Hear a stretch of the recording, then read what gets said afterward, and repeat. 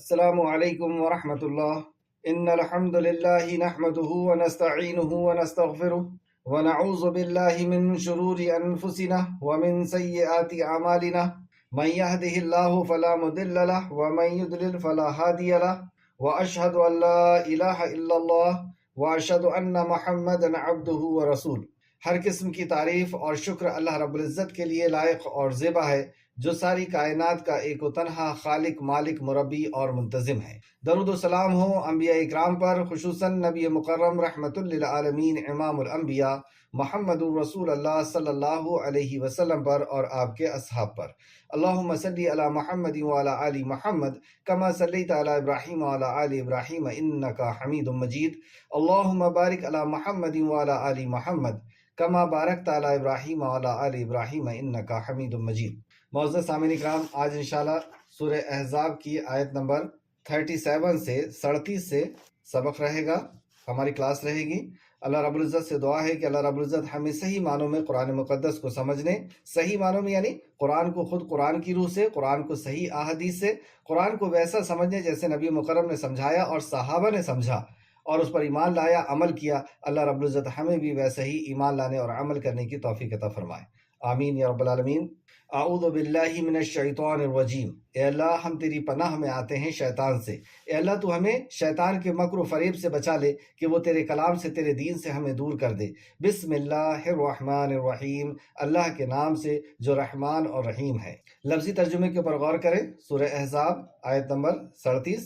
وَإِذْ، اور جب، تقولو، آپ کہہ رہے تھے، للذی، اس شخص سے، انعم اللہ، انعام کیا اللہ نے۔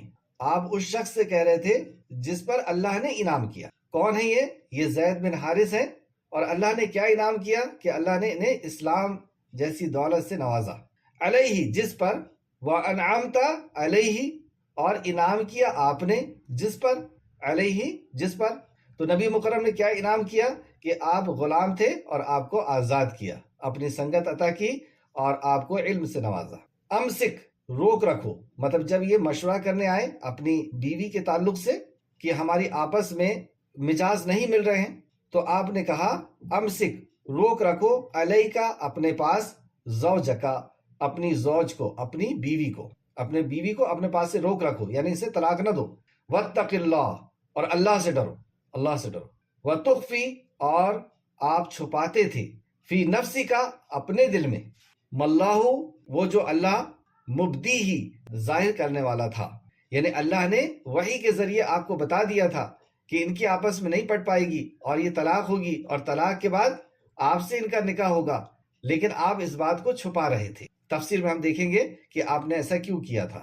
وَتَخْشَى، اور آپ ڈر رہے تھے، النَّاسَ، لوگوں سے، کہ لوگوں کے اوپر اس کا غلط اثر پڑے گا اور وہ غلط بات سوچیں گے اور اسلام سے دور کہیں نہ ہو جائیں، ہے نا، اسلام سے بدزن نہ ہو جائیں۔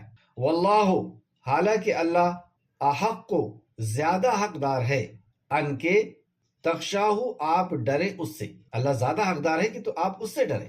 فلما، پھر جب، قضا، پوری کر چکا، زوجن، زید، زید، یہ واحد ایک ایسے صحابی ہیں جن کا نام قرآن مقدس کے اندر آیا، حالانکہ اشارے کے نائے میں اور بھی صحابہ کا ذکر آیا ہے، جیسے حضرت ابوبکر صدیق اور بھی دوسرے صحابہ، لیکن نام جو ہے وہ صرف زید رضی اللہ عنہ کا آیا ہے۔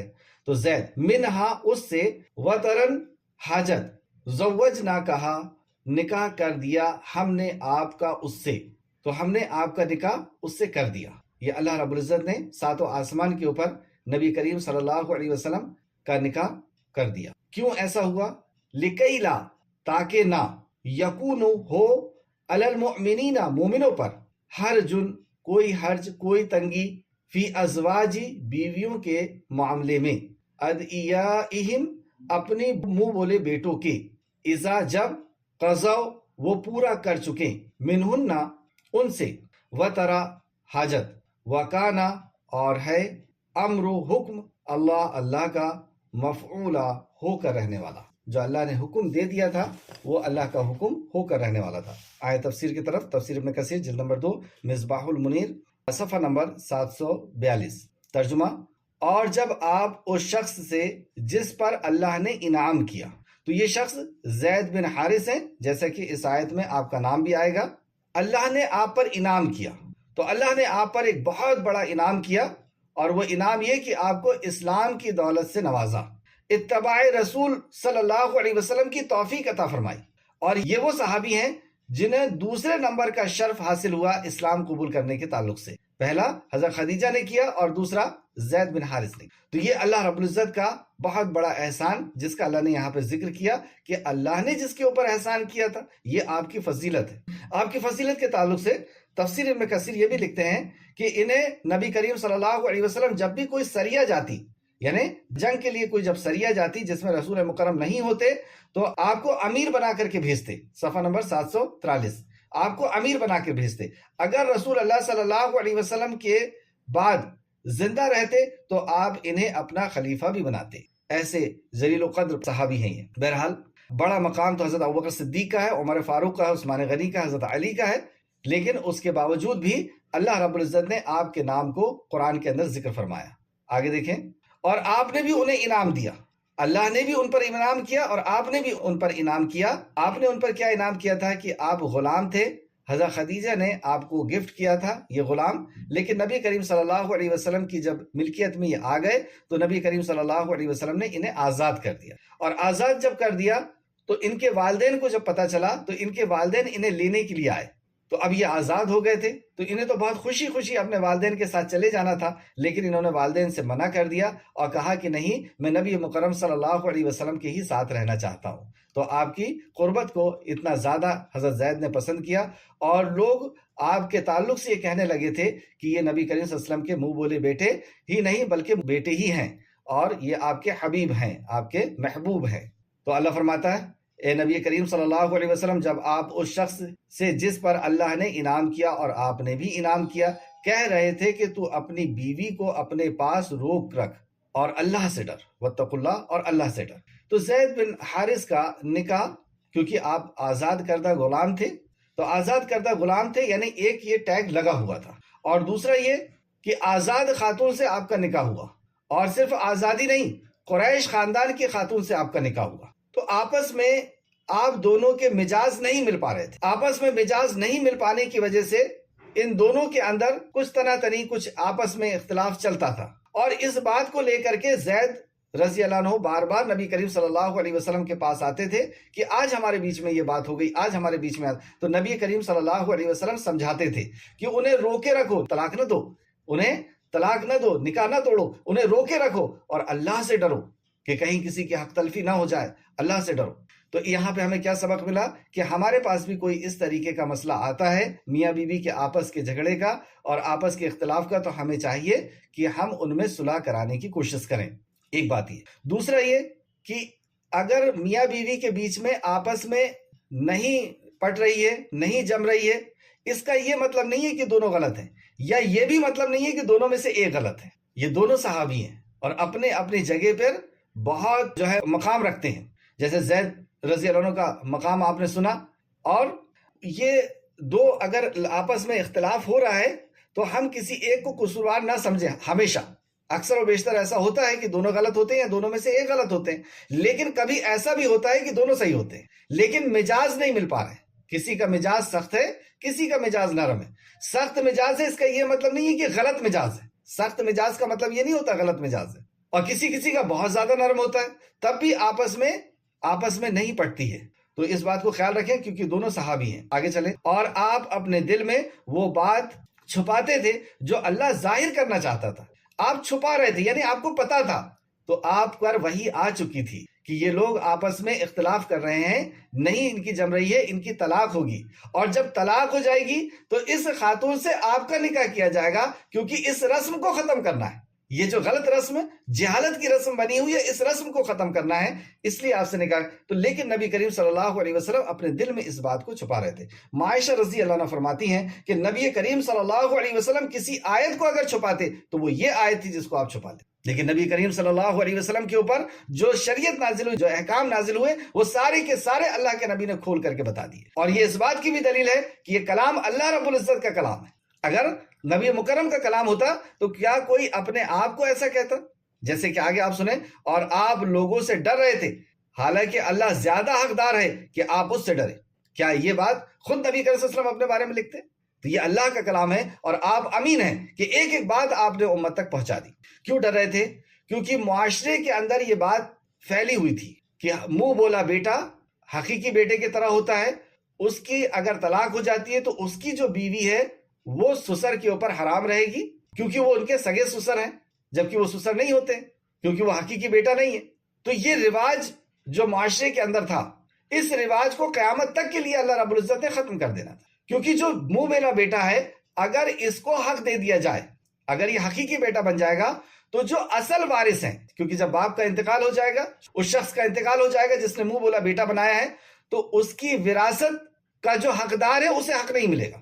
اس لیے اس رواج کو ختم کرنا تھا اللہ رب العزت نے کہ جو حقدار ہے وراثت کا اسے وراثت کا حق نہیں ملے گا۔ دوسرا یہ کہ یہ جو رسم بن گئی ہے کہ اس کی بیوی سے اب وہ نکاح نہیں کر سکتا، جسے لوگ سسر سمجھ رہے ہیں، اس رسم کو بھی ختم کرنا تھا کہ متعلقہ سے نکاح نہیں ہو سکتا۔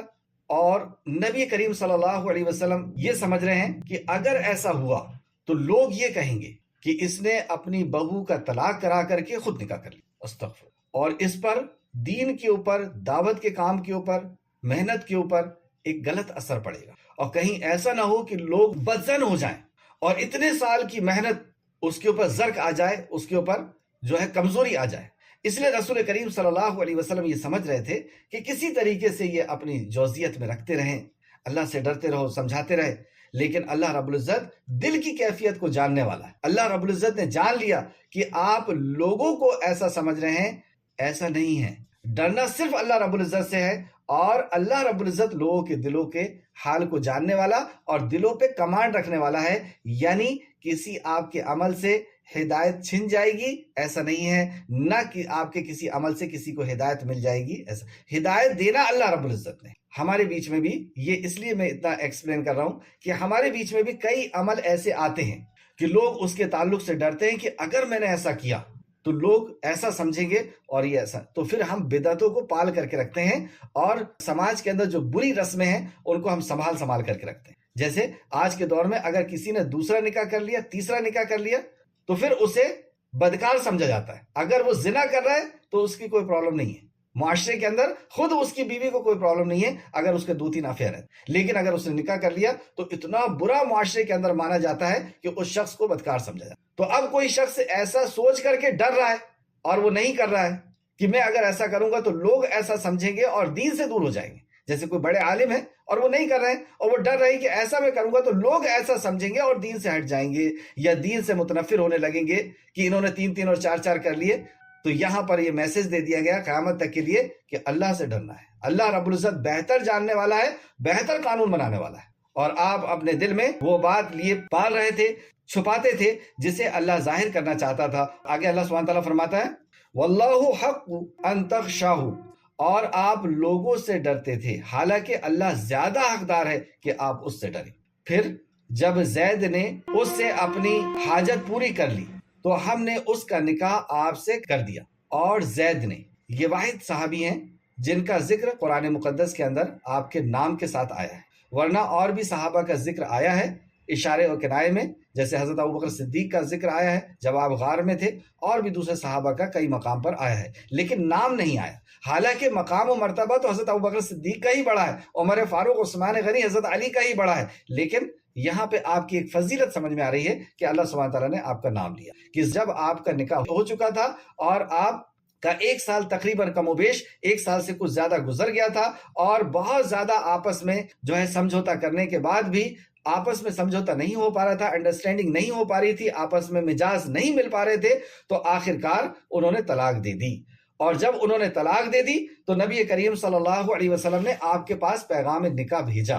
دیکھیں اللہ کے نبی ڈرے نہیں معاشرے سے، کیونکہ اللہ کا حکم تھا کہ اللہ نے وحی کر دی تھی کہ اس کا طلاق ہوگا اور اس کے بعد آپ نے نکاح کرنا ہوگا۔ تو اللہ کے نبی نے جیسی طلاق ہوئی اور عدت پوری ہوئی، یہ چیز بھی سمجھ لیں کہ جب تک عدت پوری نہیں ہوتی ہے تب تک نکاح کا پیغام نہیں بھیجا جا سکتا۔ نکاح کا پیغام کب بھیجا جائے گا؟ جب عدت پوری ہو جائے۔ عدت یعنی جب جیسے طلاق اگر ہوا ہے تو طلاق کی مطلقہ کی عدت کتنی ہوتی ہے؟ 3 مہینہ، اور جن کے شوہر کا انتقال ہو جاتا ہے 4 مہینہ 10 دن، اور اسی طریقے سے دوسری عدت یعنی خلا کی عدت الگ ہے۔ اب اس تعلق سے ایک حدیث دیکھیں جو اس واقعے کو پورے طریقے سے ہم سمجھ پائیں گے۔ اس حدیث سے صفحہ نمبر 743 تفسیر ابن کثیر۔ امام احمد نے ثابت سے اور انہوں نے انس رضی اللہ عنہ کی روایت کو بیان کیا ہے کہ جب زینب، ان کی جو بیوی تھی ان کا کیا نام تھا، حضرت زینب رضی اللہ عنہ کی عدت پوری ہو گئی تو رسول اللہ صلی اللہ علیہ وسلم نے زید بن حارث سے کہا۔ اب یہاں پر ایک بہت غور کرنے والی بات کہ طلاق کے بعد ہمارے معاشرے کے اندر جو غیر اسلامی معاشرہ ہے، ہمارے معاشرے کے اندر جب کسی کی طلاق ہوتی ہے تو ہمارے ذہن میں ایک بات یہ آتی ہے کہ دونوں میں سے ایک غلط ہے یا دونوں غلط ہے۔ دوسری بات، ہمارے اس معاشرے کے اندر جو غیر اسلامی معاشرہ ہے، یہاں پر ان دونوں خاندانوں کے اندر دشمنی ہو جاتی ہے، ان لوگوں کے اندر بھی آپس میں دشمنی ہو جاتی ہے جن کی طلاق ہوتی ہے، الزامات لگاتے ہیں، بہتان لگاتے ہیں اور جو ہے برا بھلا کہتے ہیں، غیبتیں اور چغلیاں ہونا شروع ہو جاتی ہے، دو خاندانوں کے اندر رنجش آ جانا شروع ہو جاتی ہے۔ اسلام میں ایسا نہیں تھا، یعنی اسلام میں ایسا نہیں ہے، ہمارا اصل میں غیر شرعی معاشرہ ہے، اس وجہ سے یہاں پر ایسا ہے۔ تو اب نکاح ٹوٹا کس سے، طلاق کس کی ہوئی، حضرت زید کی، حضرت زینب سے طلاق ہو رہی ہے، اور طلاق ہو گئی اور عدت جب پوری ہو گئی تو حضرت زید کو ہی نبی کریم صلی اللہ علیہ وسلم کہتے ہیں کہ جاؤ زینب کے پاس اور میرا نکاح کا پیغام لے کر کے جاؤ۔ سبحان اللہ۔ اور پھر آگے کیا ہوا، جاؤ اس کے پاس میرا ذکر کرو، یعنی میرا پیغام لے کر کے جاؤ۔ وہ چلے گئے، اب آپ جا بھی رہے، سبحان اللہ، یعنی کوئی رنجش نہیں ہے، یہ سمجھ رہے ہیں کہ ٹھیک ہے ہم لوگ کا مزاج الگ الگ ہے، نہیں پٹ رہی ہے، ہم الگ ہو جاتے ہیں۔ وہ چلے گئے حتیٰ کہ ان کے پاس پہنچ گئے اور وہ اس وقت آٹا گوندھ رہی تھی۔ زید کہتے ہیں جب میں نے انہیں دیکھا تو میرے سینے میں ان کے دھاگ بیٹھ گئی، ان کا رعب بیٹھ گیا۔ جیسی میں نے دیکھا تو ان کا رعب اللہ کی طرف سے میرے سینے کے اندر بیٹھ گیا۔ کیوں نہ بیٹھے، کیونکہ اب آپ امہات المومنین ہونے والی ہیں۔ حتیٰ کہ میں ان کے طرف دیکھ نہ سکا، اتنا رعب بیٹھ گیا کہ میں ان کے طرف دیکھ نہ سکا، اور میں نے دل میں کہا کہ رسول اللہ صلی اللہ علیہ وسلم نے انہیں یاد فرمایا ہے، یعنی ان کے لیے رشتہ کا پیغام بھیجا ہے۔ میں نے یہ دل میں کہا، یہ دل میں کہا یعنی اس کے اثرات تھے کہ ان کی دہشت جو دل میں بیٹھ گئی۔ میں نے ان کے طرف اپنے پشت کر لی، یعنی پیٹ کر لی، اور واپس پلٹتے ہوئے میں نے کہا زینب تمہارے لیے خوشخبری ہے، رسول اللہ صلی اللہ علیہ وسلم نے مجھے بھیجا ہے، تمہارے لیے خوشخبری ہے، رسول اللہ نے مجھے بھیجا ہے، یعنی رسول اللہ نے نکاح کا پیغام بھیجا ہے، آپ صلی اللہ علیہ وسلم تمہیں یاد فرماتے ہیں۔ انہوں نے جواب دیا کہ میں کچھ نہیں کہوں گی جب تک میں اپنے رب سے مشورہ نہ کر لوں۔ یہاں پہ ایک نصیحت کہ جب بھی کوئی پیغام آئے، اس سے بڑا کوئی پیغام تو نہیں ہو سکتا کہ امام الانبیاء کا پیغام آیا ہے، لیکن آپ کیا کہہ رہی ہیں کہ جب تک میں کوئی فیصلہ نہیں کروں گی، جب تک اللہ سبحانہ وتعالیٰ سے مشورہ نہیں کر لوں گی، کیونکہ یہ مشورہ کرنے کا حکم بھی امام الانبیاء کا ہے، یہ بھی حکم نبی مکرم صلی اللہ علیہ وسلم کا ہے کہ جب بھی تمہارے بیچ میں کوئی بڑا فیصلہ تمہیں کرنا ہو، جیسے کوئی سفر کرنا ہو، کوئی بزنس شروع کرنا ہو، کوئی کاروبار شروع کرنا ہو، یا کوئی نکاح کرنا ہو، تو اس کے پہلے استخارہ کر لیا کرو۔ استخارہ کرنا یعنی اللہ سے مشورہ طلب کرنا ہے۔ تو میں اس وقت تک فیصلہ نہیں کروں گی جب تک اللہ رب العزت سے مشورہ نہیں کر لوں گی۔ اس سے ہمیں سبق ملا کہ جب بھی ہم کوئی ایسا فیصلہ لینا چاہیں تو اس کے پہلے اللہ سے ضرور استخارہ کریں، بھلے ہی وہ رشتہ کتنا ہی اچھا کیوں نہ ہو، لیکن ہم اللہ رب العزت سے استخارہ کریں۔ آپ آگے سنیں حدیث، اور اپنی مسجد کی طرف گئی، مطلب مسجد کی طرف گئی کہ وہاں جا کر کے میں استخارہ کروں گی۔ یہ ضروری نہیں ہے کہ آپ بھی مسجد میں ہی جا کر کے استخارہ کریں، بہنیں جہاں پر بھی ہیں اپنے گھر میں استخارہ کر سکتی ہیں۔ ادھر قرآن نازل ہو گیا، اب وہ ادھر استخارہ کرنے گئی ہیں۔ اس سے کیا پتہ چلا کہ یہ نبی کریم صلی اللہ علیہ وسلم معاشرے سے ڈرے نہیں تھے، دل میں یہ بات آئی تھی کہ چلو یہ کسی طریقے سے یہ رشتہ نبتا چلا جا رہا ہے، جب تک نب رہا ہے چلو نبنے دیں، مشورہ کرنا ہے، کیونکہ یہ آگے میسج بھی دینا ہے کہ جب بھی کوئی میاں بیوی کے بیچ میں آپسی اختلاف ہوگا تو آپ کو اچھائی کا ہی مشورہ دینا ہے، اس کو سنبھال کر کے رکھنا ہے اس رشتے کو۔ لیکن جب طلاق ہو گئی اور آپ سمجھ گئے کہ ہاں طلاق تو ہونی ہی تھی، اللہ کی طرف سے وہی آ چکی تھی، تو جیسی عدت پوری ہوئی آپ نے انتظار نہیں کیا، فوراً پیغام بھیج دیا، کیونکہ اللہ کا حکم ہے کہ اس رسم کو توڑنا ہے۔ مقصد کیا تھا؟ اس گندی رسم کو توڑنا تھا۔ تو آپ نے پیغام بھیجا اور حضرت زینب نے استخارہ کرنے کے لیے اللہ رب العزت سے خیر طلب کرنے کے لیے گئے، اور ادھر وحی نازل ہو گئی۔ وحی کیا نازل ہو گئی؟ ادھر قرآن نازل ہو گیا، اور رسول اللہ صلی اللہ علیہ وسلم ان کے ہاں اجازت کے بغیر تشریف لے گئے، یعنی اب اجازت کی ضرورت نہیں، اب نکاح کی ضرورت نہیں، کیونکہ نکاح آسمان سے ہو گیا۔ اللہ رب العزت نے ہمارے نکاح کیسے ہوتے ہیں کہ ولی ہوتا ہے، ولی کی اجازت ہوتی ہے یا ولی کی موجودگی ہوتی ہے، 2 گواہ ہوتے ہیں، ہے نا، حجاب قبول ہوتا ہے. یہاں کچھ نہیں. اللہ رب العزت نے آسمان کے اوپر ڈائریکٹ کہہ دیا کہ آپ کا اس سے نکاح ہو گیا، اب کسی چیز کی ضرورت نہیں. تو یہ آپ کا ایک شرف بھی تھا کہ ساری عورتوں کے نکاح دنیا میں ہوئے تھے، ازواج مطہرات کے، ہماری ماؤں کے، لیکن حضرت زینب کا جو نکاح ہے، حضرت زینب بن جہش کا، وہ اللہ رب العزت نے آسمان میں. اس تعلق سے ایک حدیث دیکھیں جو امام بخاری نے لے کر کے آئے ہیں، اور امام بخاری رحمۃ اللہ علیہ نے انہیں انس بن مالک رضی اللہ عنہ کی روایت کو بیان کیا ہے کہ زینب بنت جہش رضی اللہ عنہا ازواج مطہرات یعنی نبی کی اور بیویوں کے اوپر فخر کیا کرتی تھیں اور کہا کرتی تھیں کہ تمہاری شادی تمہارے گھر والوں نے کی، مگر میری شادی اللہ نے 7 آسمان کے اوپر کی. تو دوسری خواتین کے اوپر آپ فخر کرتی تھی کہ تمہارے گھر والوں نے کیے ہیں، لیکن میرے رب نے میرا 7 آسمان کے اوپر میرا نکاح کیا ہے. بخاری شریف حدیث نمبر 7420 7420. تو کیا آپ دوسری خواتین کے اوپر فضیلت لے گئی ہیں؟ نہیں. اس حدیث کو دیکھیں، حضرت زینب اور حضرت عائشہ نے باہم ایک دوسرے پر فخر کیا، دونوں نے ایک دوسرے کے اوپر فخر کیا کہ میں زیادہ فضیلت میں ہوں. زینب رضی اللہ عنہ نے کہا کہ میں تو وہ ہوں جس کی شادی آسمان سے نازل ہوئی تھی، جس کا نکاح آسمان سے نازل ہوا تھا، اور عائشہ نے جواب دے رہی تھی کہ میں وہ ہوں جس کی پاک دامنی کا حکم آسمان سے نازل ہوا. یہ جواب سن کر زینب رضی اللہ عنہ نے حضرت عائشہ رضی اللہ عنہ کی فضیلت کا اعتراف کر لیا، آپ کی فضیلت کو قبول کر لیا کہ یہ وہ خاتون ہے کہ جس کی پاک دامنی اللہ رب العزت نے آسمان سے نازل. واقع عفق کے تعلق سے جو ہم نے آگے پڑھا تھا. اس آیت کا خلاصہ کیا ہے؟ اس آیت میں اللہ نے جاہلیت کی ایک رسم کو ختم کیا کہ منہ بولا بیٹا حقیقی بیٹا نہیں ہوتا. اگر منہ بولے بیٹے کی طلاق ہو جاتی ہے تو اس کی بیوی سے نکاح کیا جا سکتا ہے. اور دوسری بات کہ اگر منہ بولے بیٹے کو الگ نہ کیا گیا تو وراثت کا جو حقدار ہے اسے اس کا حق نہیں ملے گا اور مطلقہ کا نکاح نہیں ہوگا. یہ 3 پوائنٹ. اس آیت میں اور بھی کیا باتیں ہمیں پتہ چلی کہ اگر یہ محمد رسول اللہ صلی اللہ علیہ وسلم کا کلام ہوتا تو آپ اپنے لیے ایسا نہ کہتے. اس سے ثابت ہوا کہ یہ واقعی اللہ رب العزت کی طرف سے کلام ہے. اور دوسری بات کہ نبی کریم صلی اللہ علیہ وسلم نے کچھ بھی نہیں چھپایا. جیسے عائشہ فرماتی ہیں کہ اگر آپ کچھ چھپاتے ہوتے تو یہی آیت کو چھپاتے. تفسیر ابن کثیر صفحہ نمبر 743. تیسری بات، زید رضی اللہ عنہ کی فضیلت پتہ چلی کہ آپ کا ذکر قرآن کے اندر آیا ہے. یہ واحد ایک صحابی ہے جن کا نام آیا ہے. چوتھا، آپ کا نکاح آسمان پر ہوا، حضرت زینب کا حضرت. اور پانچواں، منہ بولا بیٹا حقیقی بیٹا نہیں ہوتا. آگے آئیں آیت نمبر 38. اور نبی کے لیے اس بات میں کوئی حرج نہیں جو اللہ نے اس کے لیے مقرر کر دیا. اب نبی کریم صلی اللہ علیہ وسلم کا بھی مقام و مرتبہ یہاں سے پتہ چل رہا ہے کہ آپ صلی اللہ علیہ وسلم کو جو حکم دے دیا گیا تھا اللہ کے نبی نے اس میں کوئی حرج محسوس نہیں کیا. یعنی اس کو دل سے نہ مانتے ہوئے قبول کر رہے ہیں ایسا نہیں تھا. اللہ کا حکم تھا اور اللہ کے نبی نے اسے ویلکم کہا، اسے قبول کیا.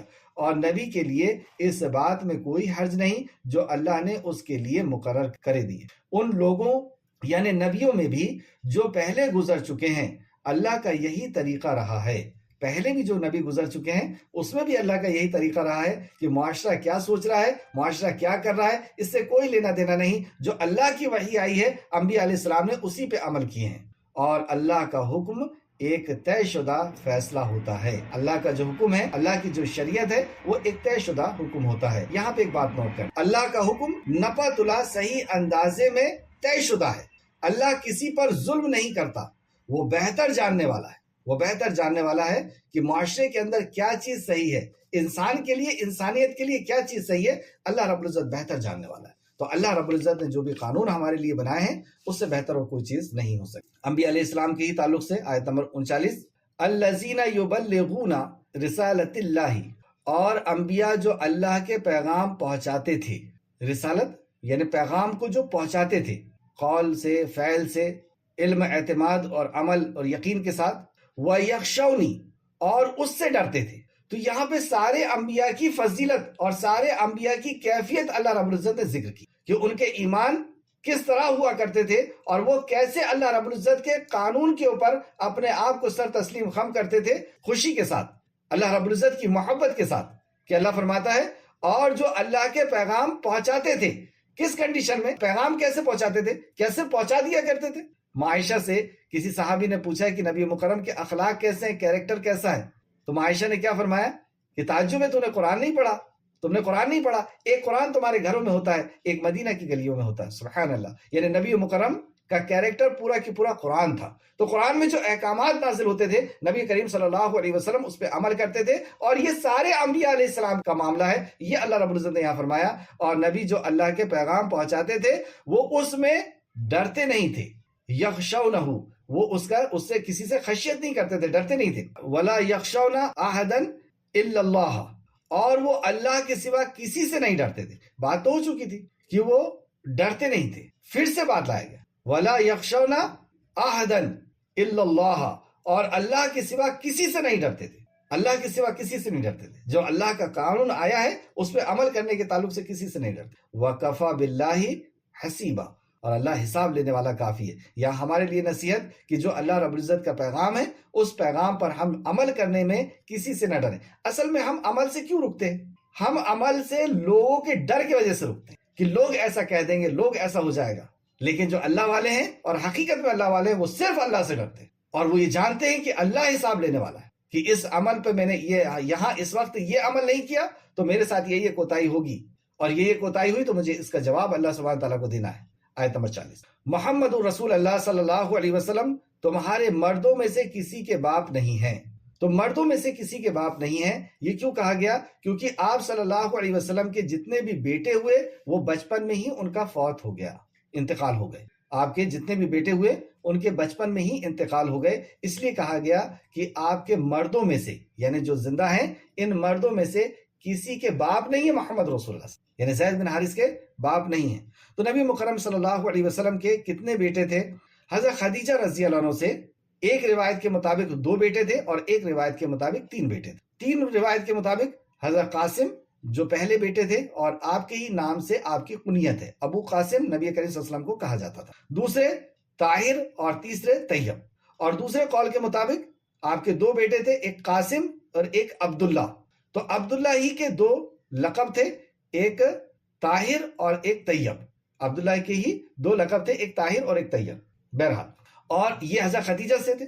حضرت ماریہ قبطیہ رضی اللہ عنہ سے ایک بیٹے تھے جن کا نام ابراہیم تھا، اور جو بچپن میں ہی یہ سارے بچے 3 یا 4 جو بھی بچے تھے یہ فوت ہوئے۔ بیٹیاں کتنی تھی؟ 4 بیٹیاں تھیں، ایک زینب رضی اللہ عنہ، حضرت زینب رضی اللہ عنہ، حضرت ام کلثوم رضی اللہ عنہ، اور حضرت رقیہ رضی اللہ عنہ، حضرت فاطمہ رضی اللہ عنہ۔ اللہ فرماتا ہے محمد صلی اللہ علیہ وسلم تمہارے مردوں میں سے کسی کے باپ نہیں ہیں، اور لیکن وہ اللہ کے رسول اور خاتم النبیین ہیں۔ اللہ کے رسول اور خاتم النبیین ہیں، ختم کرنے والے نبوت کے اس سلسلے کو، مہر لگا دینے والے۔ ختم لگا دینا یعنی مہر لگا دینا، اور اللہ ہر شے کو خوب جاننے والا ہے۔ تو یہ اس بات کی دلیل ہے کہ نبی کریم صلی اللہ علیہ وسلم کے اوپر نبوت کا سلسلہ ختم ہو گیا، نبی کے اوپر نبوت کا سلسلہ ختم ہو گیا۔ اس تعلق سے چند حدیث بھی دیکھتے ہیں۔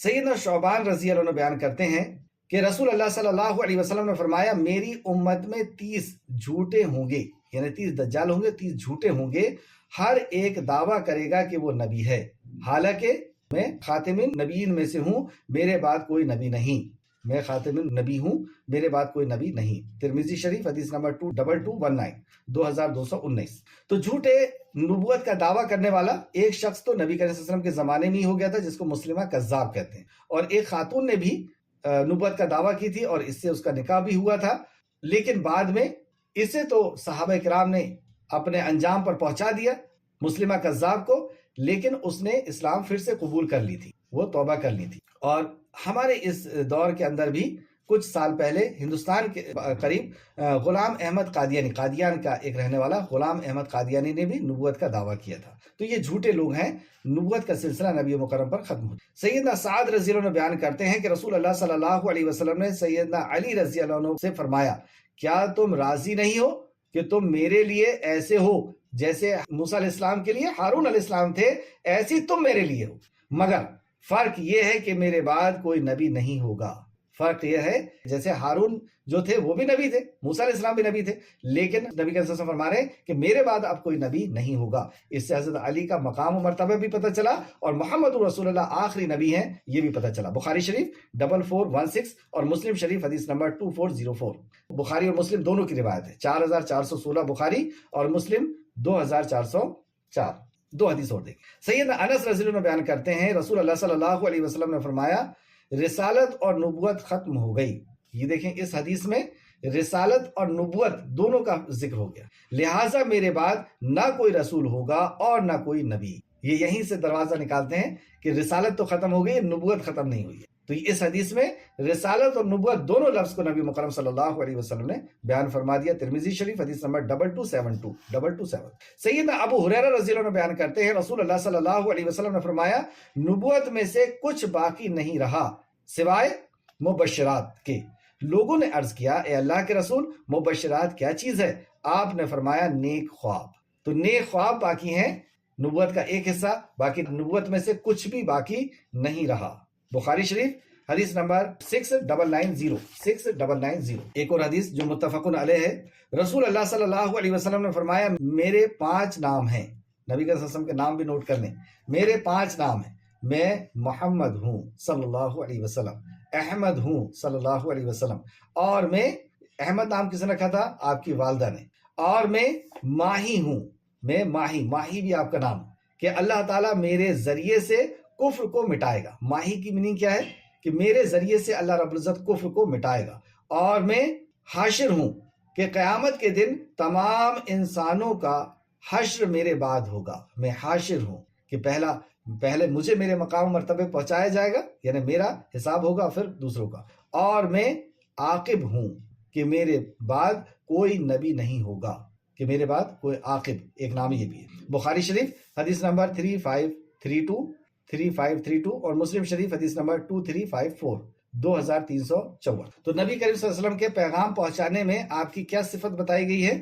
کہ آپ ساری کی ساری باتیں پہنچاتے ہیں اور ڈرتے نہیں ہیں، صرف اور صرف اللہ سبحانہ تعالیٰ سے ڈرتے ہیں۔ آیت نمبر 42، یا ایھا الذین آمنوا اذکروا اللہ ذکرا کثیرا۔ یا ایھا الذین آمنوا جیسی کہا جائے تو مومنوں کو غور سے سننا چاہیے۔ صحابہ اکرام فرماتے کہ جیسی یہ آیت آتی تو ہم پوری توجہ کے ساتھ اب پیغام کو سننا شروع کر دیتے، کیونکہ آپ دیکھیں جہاں پر بھی یا ایھا الذین آمنوا اللہ رب العزت نے کہا ہے، وہاں پہ مومنوں کے لیے کوئی خیر کا حکم ہوتا ہے، مومنوں کے لیے کوئی خیر کا حکم ہوتا ہے یا شر سے بچانے کی تلقین ہوتی ہے۔ اللہ رب العزت کسی شر سے بچانے کے لیے یہ جملے کو استعمال کرتا ہے یا کوئی خیر کی، تو یہاں پہ بہت بڑے خیر کی اللہ رب العزت نے خبر دی، یا ایھا الذین آمنوا اذکروا اللہ ذکرا کثیرا۔ اللہ کا ذکر کثرت کے ساتھ کرو، کثرت کے ساتھ یعنی چلتے ہوئے، اٹھتے ہوئے، بیٹھتے ہوئے، سوتے ہوئے، لیٹتے ہوئے اللہ کا ذکر کرو۔ تو جب بندہ اللہ کے ذکر میں رہے گا، یعنی اس کی زبان سے بھی اللہ رب العزت کے ذکر کے کلمات نکلیں گے اور اس کے دل کے اندر بھی اللہ رب العزت کا خیال ہوگا، تو اس سے اس کی سوچ پاک ہوگی، اس کی نیتیں پاک ہونا شروع ہوگی، کیونکہ جب قلب ہمارا صاف ہوگا، ہمارے اندر غلط خیالات نہیں ہوں گے، غلط چیزیں نہیں سوچیں گے، اور زبردستی کی باتیں کہ ایسا ہوگا تو ایسا ہو جائے گا، ایسا، اس میں ہمارا وقت بہت ضائع ہوتا ہے، ہماری پوری صلاحیت یعنی ہماری عمر ختم ہوتی ہے، کیونکہ وقت کا ختم ہونا عمر کا ختم ہونا ہے، زندگی کا ختم ہونا ہے۔ اور اکثر و بیشتر شیطان ہمیں ایسے ایسے خیالات کے اندر الجھا دیتا ہے کہ وہ سوچ رہے ہیں کہ ایسے سے ایسا ہوگا، پھر ویسے سے ویسا ہوگا، ہونا کچھ بھی نہیں، ہونا وہی ہے جو اللہ رب العزت نے چاہنا ہے۔ تو ایسے میں اپنے وقت کو خراب کرنا اور اپنا خیال اگر غلط آ رہے ہیں تو ہماری سوچ غلط بنے گی، اور سوچ غلط بنے گی تو ہمارے عمل بھی غلط بنے گی۔ تو وہیں سے انسان کی اصلاح اللہ رب العزت کر رہا ہے کہ اللہ کا ذکر کرو اور کثرت سے اللہ رب العزت کا ذکر کرو۔ اللہ کے ذکر کے تعلق سے اللہ رب العزت نے قرآن میں دوسرے مقام پر بھی فرمایا، سورہ روم آیت نمبر 17 اور 18، پس اللہ کی تسبیح ہے جس سے تم شام کرتے ہو اور جب صبح کرتے ہو، اور اس کے لیے سب تعریف ہے، اور آسمان اور زمین میں اور پچھلے پہر اور جب تم ظہر کے وقت میں داخل ہو۔ تو یہاں پہ اللہ رب العزت نے ذکر کے خاص اوقات بھی بتائے جو نمازوں کے اوقات ہیں۔ اس طریقے سے سورہ بقرہ میں بھی اللہ فرماتا ہے، سورہ بقرہ آیت نمبر 152 کے اندر، فَاذْكُرُونِي أَذْكُرْكُمْ وَاشْكُرُوا لِي وَلَا تَكْفُرُونَ، سو تم مجھے یاد کرو، میں تمہیں یاد کروں گا، اور تم میرا شکر کرو اور کفر نہ کرو، ناشکری نہ کرو۔ تو اللہ اگر ہم یہ چاہتے ہیں کہ اللہ سبحانہ تعالیٰ ہمیں یاد کرے، اللہ اکبر، ساری کائنات کا خالق اور مالک، جس کے قبضے قدرت میں ہر مخلوق ہے، اور ہر مخلوق جس کی محتاج ہے، اور ہر انسان جس کا محتاج ہے، وہ رب، وہ ساری کائنات کا خالق، وہ ہمیں یاد کرے، تو ہمیں کیا چاہیے کہ ہم اس کا ذکر کریں۔ قرآن کے اندر واضح طور پر وَاذْكُرُونِی اذکرکم، سو تم مجھے یاد کرو، میں تمہیں یاد کروں۔ کیسے یاد کرتا ہے وہ آگے ہم حدیث میں دیکھیں گے۔ یہاں پر ایک حدیث اور سماعت کریں جو متفقن علیہ روایت ہے، بخاری اور مسلم دونوں نے لے کر کے آئے ہیں۔ سیدنا ابو ہریرہ رضی اللہ عنہ بیان کرتے ہیں، رسول اللہ صلی اللہ علیہ وسلم نے فرمایا، اللہ تعالیٰ فرماتا ہے، میں اپنے بندے کے ساتھ ہوتا ہوں جب وہ مجھے یاد کرتا ہے۔ میں اپنے بندے کے ساتھ ہوتا ہوں۔ ساری کائنات کا خالق اور مالک ہمارے ساتھ ہو جائے، ہم میں سے کون ایسا نہیں چاہے گا؟ تو میں کب ہوتا ہوں؟ جب وہ میرا ذکر کرتا ہے۔ جب وہ مجھے اپنے دل میں یاد کرتا ہے تو میں بھی اسے اپنے دل میں یاد کرتا ہوں۔ متفقن علیہ روایت ہے، کوئی شک نہیں۔ حدیثوں میں سب سے اسٹرانگ حدیث وہ مانی جاتی ہے جسے امام بخاری اور مسلم دونوں نقل کریں، یہ حدیثوں کے اوپر سب سے اونچا درجہ رکھتی ہے۔ اور اس کی حدیث ہے کہ اللہ کو ساتھ میں رکھنا چاہتے ہو تو میں اس کے ساتھ ہوتا ہوں جو میرا ذکر کرتا ہے۔ اللہ اکبر، کتنا بڑا احسان ہے اللہ رب العزت کا۔ واقعی وہ کیسا رحمان اور رحیم رب ہے کہ وہ ساری کائنات کا خالق اور مالک، ہمیں اس کو اپنے ساتھ رکھنے کے لیے صرف ذکر ہی کافی ہے۔ اللہ اللہ حدیث پھر دیکھیں، سیدنا ابو ہریرہ رضی اللہ عنہ بیان کرتے ہیں، رسول اللہ صلی اللہ علیہ وسلم نے فرمایا، اللہ تعالیٰ فرماتا ہے، میں اپنے بندے کے ساتھ ہوتا ہوں جب وہ مجھے یاد کرتا ہے۔ جب وہ مجھے اپنے دل میں یاد کرتا ہے تو میں بھی اسے اپنے دل میں یاد کرتا ہوں، اور جب وہ مجھے کسی مجلس میں یاد کرتا ہے، جیسے ابھی یہ ہماری مجلس ہے اور ہم اللہ رب العزت کو یاد کر رہے ہیں، اللہ کا ذکر کر رہے ہیں، یہ اللہ کا ذکر ہے۔ قرآن بھی ذکر کیا چیز ہے؟ ذکر قرآن ہے، ذکر نماز ہے، ذکر دعائیں ہیں۔ جب ہم گھر سے نکلنے کی دعا پڑھ رہے ہیں، مسجد جانے کی دعا پڑھ رہے ہیں، کھانا کھانے کی دعا پڑھ رہے ہیں، یہ بھی اللہ کا ذکر ہے۔ اور افضل ذکروں میں افضل ذکر نماز ہے، اور نماز کے اندر قرآن کا پڑھنا ہے، یا قرآن کا پڑھنا ہے، قرآن کا غور و فکر کرنا ہے، یا اللہ کی باتیں کرنا ہے۔ ہم لوگ بیٹھ کر کے اللہ کے تعلق سے باتیں کر رہے ہیں، یہ بھی اللہ کا ذکر ہے۔ جیسے ہم کسی شخص کی بات کر رہے ہوتے ہیں اور وہ اچانک آ جاتا ہے تو ہم کیا کہتے ہیں؟ آپ کا ہی ذکر چل رہا تھا۔ تو ذکر یعنی آپ کی بات چل رہی تھی، آپ کا دھیان ہمارے دل میں تھا اور ہماری زبان میں تھی آپ کی یاد، تو اسی کو ذکر کہتے ہیں۔ اور جب وہ مجھے کسی محفل میں یاد کرتا ہے تو میں بھی اسے محفل میں یاد کرتا ہوں، اور جو اس کی محفل سے بہتر ہوتی ہے۔ تو اب ابھی ہم جو اللہ رب العزت کا ذکر کر رہے ہیں، اللہ رب العزت بھی ہمارا ذکر کر رہا ہے محفل میں، اور وہ محفل آپ کی اور میری محفل یعنی ہماری محفل سے بہتر ہے، اور وہ محفل ہے فرشتوں کی محفل۔ اور اللہ بہتر جانتا ہے کہ وہ کیسی مخلوق کی محفل میں اللہ رب العزت ہمارا ذکر کر رہا ہے۔ لیکن یہ بات 100% ہے، 100% ہے کہ اس وقت آپ کا اور میرا ذکر خالق کائنات کر رہا ہے، کیونکہ یہ بات نبی مکرم رحمت للعالمین امام الانبیاء محمد رسول اللہ صلی اللہ علیہ وسلم نے بتائی ہے، اور آپ اپنے طرف سے کچھ نہیں کہتے، وحی یوحا، وہ وہی کہتے ہیں جو وحی الہی ہوتی ہے۔ اس حدیث کو نوٹ کریں، بخاری شریف حدیث نمبر 7405 7405، اور مسلم شریف حدیث نمبر 2675 2675۔ ابھی ذکر کا سلسلہ ختم نہیں ہو رہا ہے، آگے اللہ فرماتا ہے، جبکہ ذکر کی بات تو ہو چکی ہے، بات تو ختم ہو گئی تھی، لیکن آگے کیا بات ہو رہی ہے؟ وَسَبِّحُوا بُكْرَةً وَأَصِيلًا، اور تم صبح اور شام اس کی تسبیح کرو۔ تو ذکر تو ہو چکا تھا، اب پھر سے تسبیح کرو۔ یہ ایک الگ اہمیت کی حامل ہے تسبیح۔ تسبیح کیا ہے اصل میں؟ تسبیح اللہ رب العزت کی وحدانیت کا اعلان ہے کہ تمہارا رب ہر شرک سے پاک، ہمارا رب ہر شرک سے پاک ہے، اس کا اعلان ہے۔ تسبیح سبحان ربی العلیٰ، کہ اللہ پاک ہے، اللہ ہر عیب سے پاک ہے جو مشرکین لگاتے ہیں، اللہ رب العزت ہر کمزوری سے پاک ہے جو مشرکین طے کرتے ہیں۔ اللہ شریک بناتے ہیں نا، شریک کون بناتا ہے؟ ہم بزنس پارٹنر کب بناتے ہیں؟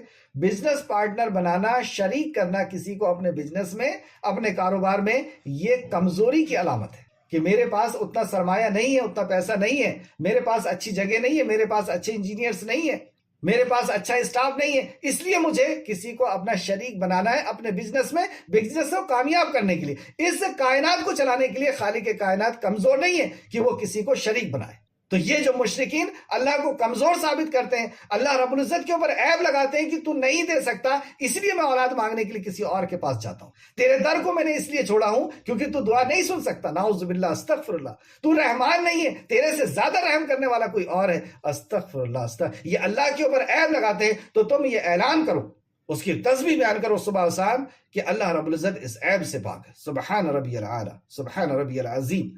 اور اسی اسی پوائنٹ پر امام بخاری نے اپنی کتاب کو سمیٹا، اسی پوائنٹ پر، اس پیاری حدیث میں نبی مکرم صلی اللہ علیہ وسلم کی امام بخاری نے اپنی آخری حدیث اس حدیث کو بنایا کہ یہ جتنی بھی بات کہی گئی اس کا آخری ایک قیمتی بات سن لو۔ بات شروع کہاں سے کی امام بخاری نے؟ انما الاعمال بالنیات، عمل کا دار و مدار نیت پر ہے، یعنی جتنی بھی باتیں تم اس میں پڑھنے والے ہو اور عمل کرنے والے ہو اس سارے عمل کے اوپر تمہاری نیت ڈیپینڈ کرے گی کہ تمہاری اخلاص ہے اور کیا نیت ہے، کیوں کر رہے ہو تم کا۔ اور آخری بات آپ نے کہی کہ میزان کو بھر دینے والی چیز سن لو، اللہ کی وحدانیت کا اعلان کر دینا ہے۔ لیکن الفاظ کیا ہیں؟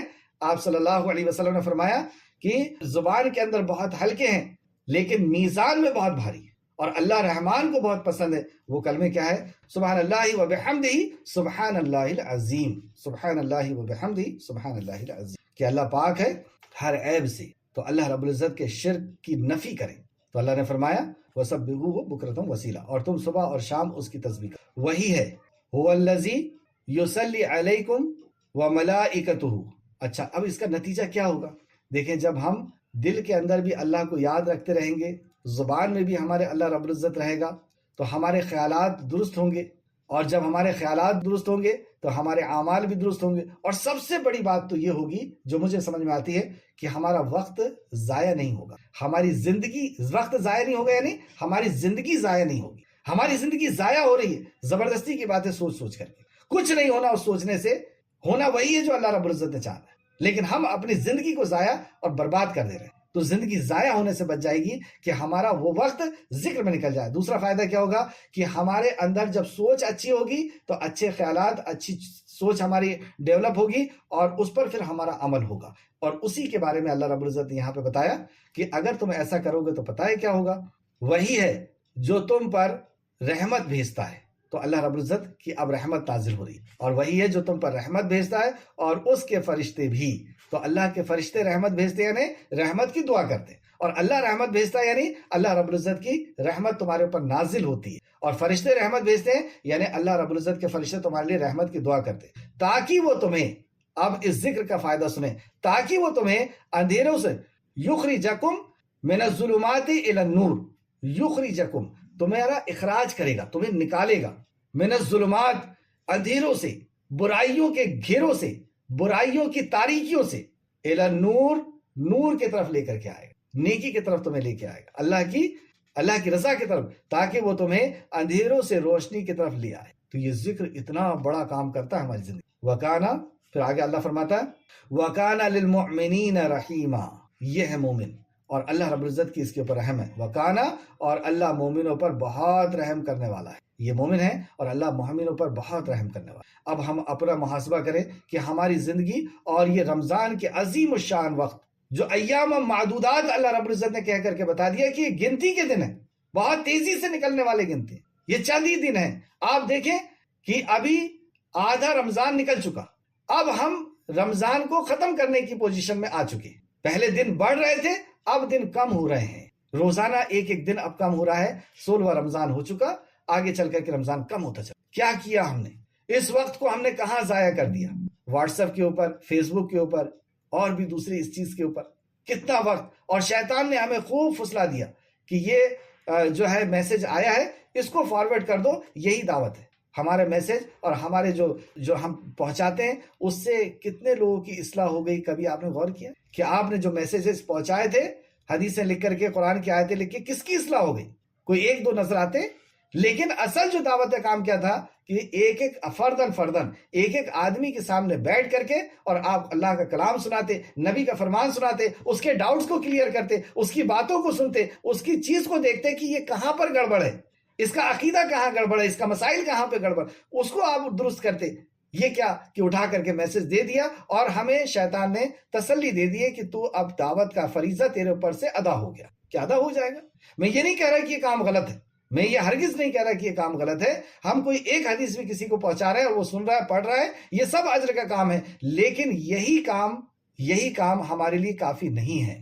تو یہ وہ جو وقت ہے، اس وقت اسلاف کا جو طریقہ ہے وہ یہ تھا کہ وہ دوسرے درست کو بھی بند کر کے اور صرف قرآن کا درس چالو کرے۔ تو ہم اس وقت کو ضائع نہ کریں، اور ابھی بھی وقت ہے۔ یہ قیمتی لمحات بہت تیزی کے ساتھ ہمارے ہاتھ سے نکل رہے ہیں، ان لمحات کی ہم قدر کر لیں اور اللہ کو راضی، اللہ کو اپنے ساتھ شامل حال رکھنے کے لیے اللہ رب العزت کا ذکر کریں تاکہ اللہ رب العزت کو ہم اپنے ساتھ میں رکھیں۔ ایک حدیث شاید میں نے آپ کو نہیں بتائی، اس حدیث کو سماعت کریں۔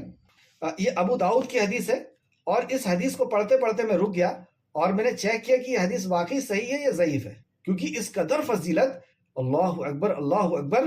مجھے بہت افسوس ہوا اور آپ کو بھی افسوس ہوگا کہ ہم نے کتنا وقت رمضان کا گزار دیا اور ہم نے یہ عظیم کام نہیں کیا۔ سنیں، سیدنا ابو دردہ رضی اللہ عنہ بیان کرتے ہیں، رسول اللہ صلی اللہ علیہ وسلم نے فرمایا، کیا میں تمہیں ایک ایسا عمل نہ بتاؤں جو تمہارے اعمال میں سب سے بہتر، تمہارے اعمال میں سب سے بہتر، تمہارے مالک یعنی اللہ تعالیٰ کو سب سے زیادہ پسند ہے، تمہارے مالک، اللہ اکبر، وہ ہمارے خالق اور مالک جس سے ہم محبت کرتے ہیں اسے سب سے زیادہ پسند ہے، تمہارے درجات کو سب سے زیادہ بلند کرتا ہے۔ ہاں، ہم جو سے اعمال کرتے ہیں نا اپنے درجات کو بلند کرنے کے لیے، تمہارے درجات کو سب سے زیادہ بلند کرتا ہے، اور تمہارے لیے سونا اور چاندی اللہ کی راہ میں خرچ کرنے سے بہتر ہے۔ اللہ، سونا اور چاندی اللہ کے راہ میں خرچ کرنے سے بہتر ہے، اور اس بات سے بہتر ہے کہ تم اپنے دشمن کا مقابلہ کرو، جہاد کرو، تم اپنے دشمن کا مقابلہ کرو اور تم اس کی گردنیں کاٹو اور وہ تمہاری گردنیں کاٹے۔ یہاں پہ میں رک گیا اور میں نے بولا اب اس حدیث کو دیکھنا ہوگا کہ یہ صحیح ہے نہیں۔ جب میں نے اس کو چیک کیا تو یہ صحیح حدیث، اور ویسے بھی یہاں اس تفسیر کے اندر صحیح حدیث کو ہی نوٹ کیا جاتا ہے۔ بہرحال آگے سنیں، ابھی حدیث ختم نہیں ہوئی۔ صحابہ نے عرض کیا، صحابہ رضی اللہ عنہ نے پوچھا، اے اللہ کے رسول صلی اللہ علیہ وسلم، وہ عمل کیا ہے؟ آپ نے فرمایا، وہ عمل اللہ تعالیٰ کا ذکر ہے، وہ عمل اللہ تعالیٰ کا ذکر ہے۔ ابن ماجہ، سنن ابن ماجہ حدیث نمبر 3790، ترمذی شریف حدیث نمبر 3377، نمبر یاد رہے گا، ترمذی 3377۔ ایک حدیث اور سنیں، اس حدیث کو ایک بار اور بالکل سرسری نظروں سے۔ سیدنا ابو دردہ رضی اللہ عنہ بیان کرتے ہیں کہ رسول اللہ صلی اللہ علیہ وسلم نے فرمایا، کیا میں تمہیں ایک ایسا عمل نہ بتاؤں جو تمہارے اعمال میں سب سے بہتر ہے، تمہارے مالک یعنی اللہ سبحانہ وتعالیٰ کو سب سے زیادہ پسند ہے، تمہارے درجات کو سب سے زیادہ بلند کرنے والا ہے، تمہارے لیے سونا اور چاندی اللہ کی راہ میں خرچ کرنے سے بہتر ہے، اور اس بات سے بھی بہتر ہے کہ تم دشمنوں کا مقابلہ کرو اور تم ان کی گردنوں کو کاٹو اور وہ تمہاری گردنوں کو کاٹیں۔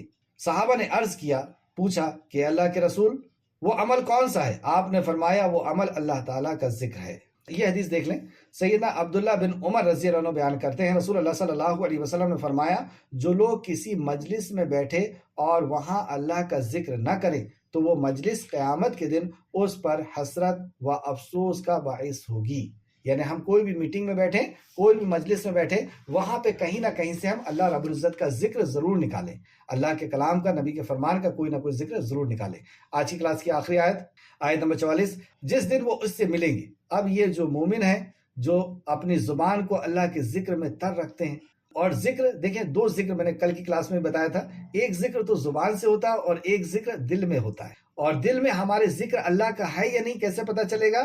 جب کوئی معصیت کا کام آتا ہے، گناہ کا کام آتا ہے تو دل ہمارا روک دیتا ہے۔ اور یہ ذکر کی ایک اور فضیلت سن لیں کہ جب ہم ذکر کرتے ہیں تو شیطان بھاگ جاتا ہے، یعنی شیطان جیسے مچھر ہمارے کسی جگہ پر بیٹھتا ہے اور پھر بعد میں وہ اس میں ڈنک مارتا ہے اور متاثر کر دیتا ہے پورے جسم کو اور خون اس میں سے لے لیتا ہے، اسی طریقے سے شیطان دل میں آ کر کے بیٹھتا ہے اور پھر وہ دل میں وسوسہ کرتا ہے۔ تو مچھر کو ہم کیسے بھگاتے ہیں؟ اس کو ہم پھونک دیتے ہیں یا فین چالو کر دیتے ہیں تو ہوا سے وہ چلا جاتا ہے، پھونک کی ہوا سے چلا جاتا ہے۔ اسی طریقے سے جیسے ہم ذکر کرنا شروع کرتے ہیں شیطان بھاگ جاتا ہے۔ شیطان جو سب سے بڑا ہمارا دشمن ہے، اس کو بھگانے کا ایک راستہ ہے۔ اور دیکھیں اب یہ شیطان وہاں پہ ڈنک کیا مارتا ہے؟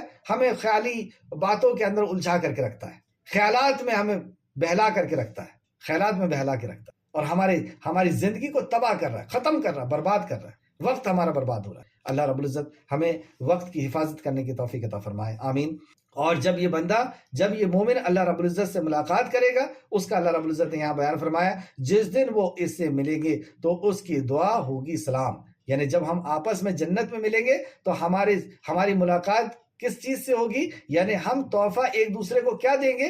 سلام کا تحفہ، سلام ہوگا، اور اللہ نے ان کے لیے عمدہ پاکیزہ اجر ثواب تیار کر رکھا ہے۔ ان کے لیے اللہ رب العزت نے عمدہ اور پاکیزہ اجر تیار کر رکھا۔ تو خلاصہ کلام کیا کہ ہماری سوچ کو بدلنے کے لیے، ہمارے خیالات کا بدلنا اور اس خیالات کے اوپر اللہ رب العزت کے ذکر کا لانا ہمارے لیے ضروری ہے۔ آخر میں اللہ رب العزت سے دعا ہے کہ خالق مالک جو کچھ بھی ہم نے پڑھا اس پہ ہمیں مزید غور و فکر کرنے کی تو توفیق عطا فرما، جب تک ہمیں زندہ رکھ ایمان اخلاص اور عمل صالح کے ساتھ ہمیں زندہ رکھ، ہمارا خاتمہ بالخیر فرما اور نیکوکاروں کے ساتھ ہمارا شمار فرما دے۔ اللہم صلی علی محمد وعلی آل محمد، اللہم صلی علی محمد وعلی آل محمد، اللہم صلی علی محمد وعلی آل محمد، آمین یا رب العالمین۔ السلام علیکم ورحمۃ اللہ وبرکاتہ۔